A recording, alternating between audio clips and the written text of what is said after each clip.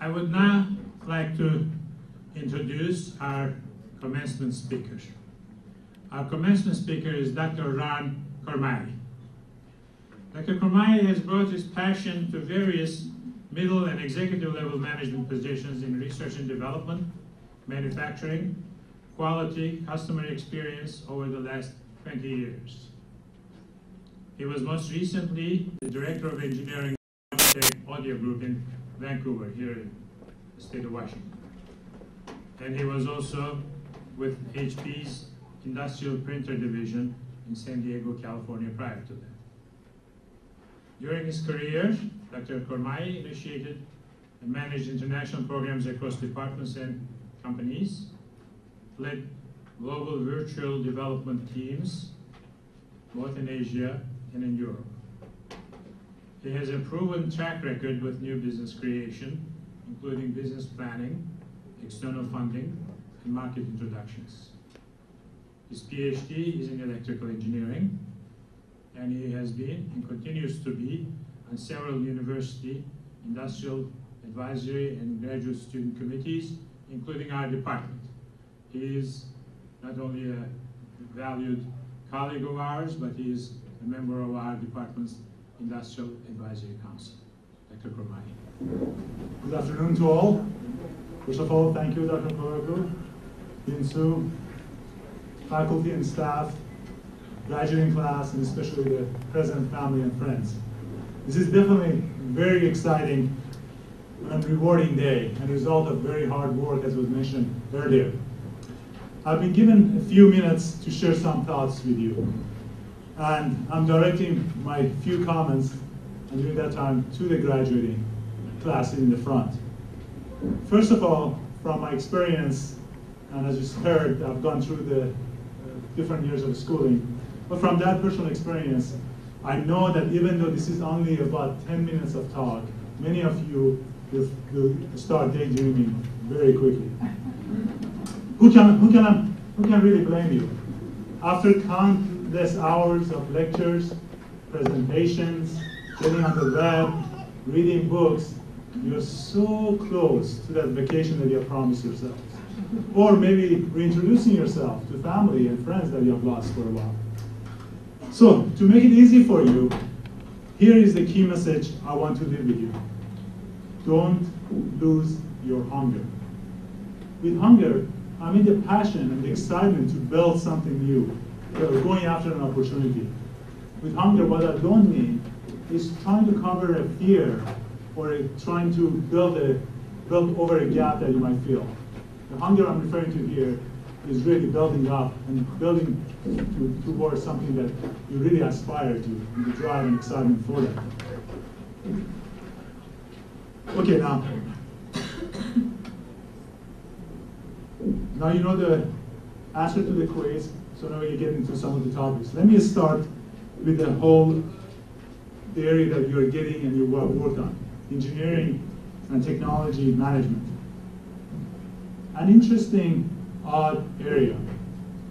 By show of hand, I wonder how many of you graduating class, when you were maybe 9 or 10, went to your parents and said, "Mom, Dad, I really don't want to become a doctor, lawyer, or a police officer. I really want to be an engineering technology manager." But the fact that you're sitting here, that says you have chosen not necessarily a common area to get your degree. And that shows that you really followed your drive. You find something interesting and unique, and you put your energy in getting a degree and getting a reputation and expecting that area. That's the hunger I'm talking about, allowing you and leading you to areas that make sense. Let's continue the conversation. Let's talk about management field. And you're going, as Donder started, you're going to get into getting deeper into it. I like to describe management and technology and management as much art as science. Now we are in, it seems like a sports season. We're in the midst of NBA finals. Today is the start of World Cup. If you don't know, Mexico, South Africa, 1-1. So good kind of equalization start. So look at the stars in that field. and in the sports field. People like Kobe Bryant, David Beckham. What distinguishes them? It's not that they're the best dribblers in the world. It's not that they have the best layup in the basketball. Actually, there are people, every one of those skills, there are people out there that do much better than those individually. What distinguishes the stars is two factors. One is their ability to know when to apply skills, when to pass, and when to make that shot. When to pass to get their team, the bigger team involved, and when they need to step up and show leadership by example. Knowing when and how to apply is a lot more important than being very, very good at certain skills. The second area is the passion. You can see in their eyes, in their faces, when the game starts. This is it. Doesn't matter how many millions of dollars they get per year. Doesn't matter how many rings and cups they have won before. This is the game of their lives. They have something to prove. They really ache and hunger for that win. Technology management is very similar. You have learned skills and capabilities throughout the years from the best textbooks, best faculty, but those are just building tools for you to actually apply next. What you actually will apply very much depends on your values, your capabilities. And it's really true by management and technology management areas. Let's grab ideas in random in this area. What concept has been popular over the last couple of decades, for example, is Sun Tzu's Art of War. In that, the concept and that teaching, what really focuses on is look at the business, look at the environment as battlefield. And that results into teachings like, when you're sending your team to solve a problem, make them feel there's no exit. They either win that project and they're successful in that project, or they die. Or other stuff is make sure your replacement is not very well known and very well established, because that would be the fastest way of having your head cut off. That's one lesson. The other whole philosophy of management is team is really family. You really need to make emotional connections. You have Daniel Goleman's emotional intelligence. At what level, at the emotional level, making those connections with them. Those are extreme cases. What is right? What is wrong? As you well know, there is no right or wrong answer.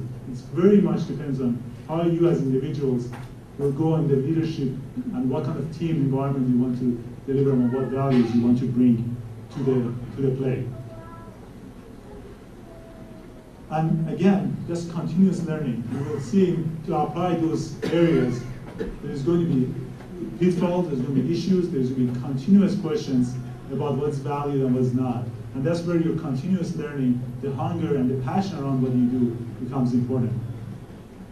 Let me continue with sharing my personal experience. I expect my experience will parallel a lot of yours since you're coming from different countries and four corners of the US. I was born in Iran and lived through the revolution there, Iran Revolution in '79. I left the country when I was 15 years old. My first management experience or lesson was through that revolution. First of all, seeing a handful of apparently random population through the passion and through what view they had at the time on what can be future, topple a very apparently well-established government. That was interesting. The other side note that was interesting was one week I was going to school and we were learning about such and such the great, and next week in the same classroom, the same such and such was becoming terrible. So that told me, okay, the facts are not absolute necessarily, and you sometimes have to dig deeper to learn by yourself.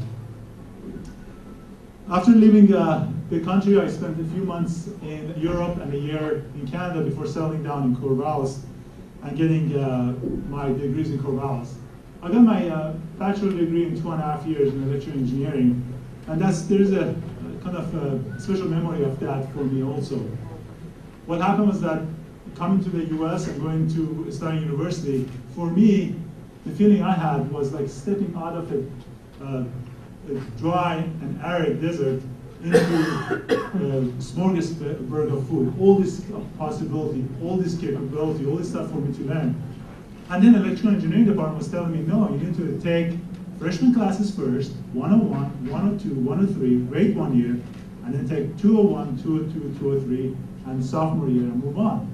Like, oh, this is not working. I mean, I'm excited, I want to move forward. So I said, what do I have to do? So I went to the advisor's office, the head advisor at Oregon State, and I was passionate, I made my case, and the nice thing about hunger and passion is it's contagious. So he said, hey, you sound like you're really excited about this. This is really breaking the rules, but I teach second year classes. And if you take it and get A or B, then I know that you know this stuff and you can skip the first year requirements for electrical engineering. So I took the class, and I think I was like second or third highest grade in this class out of the 150 people. So he stood up by his word and went through the process and was able to not to take the first year, not require the requirements for the first year, and finished up with degrees and was able to take more advanced classes.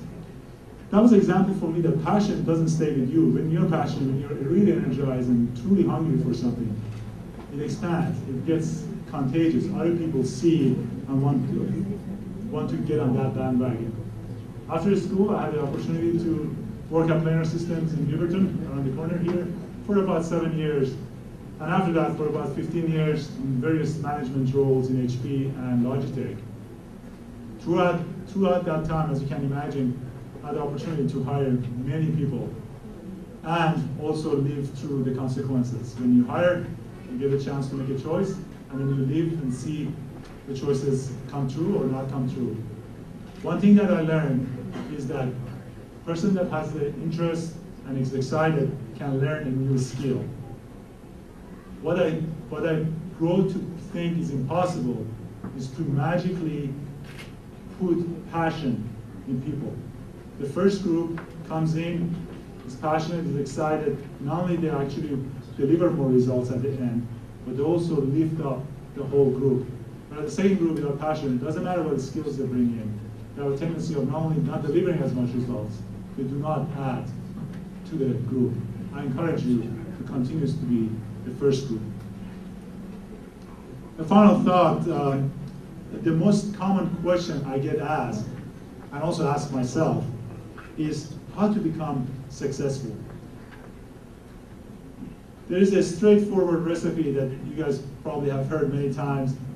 First, make sure you know what success means to you, have milestones and objectives, review your progress on a regular basis to make sure that the objective still makes sense. Help and look for help from others, stay humble, and kind of grow through that progress. However, the common denominator and the engine behind any success I've seen is the drive and passion, the hunger. With that, I thank you again for allowing me to be with you today. Be proud of what you have accomplished. You should also be thankful to those that made it possible as your friends and family, because it was more than just you, and it will be more than just you.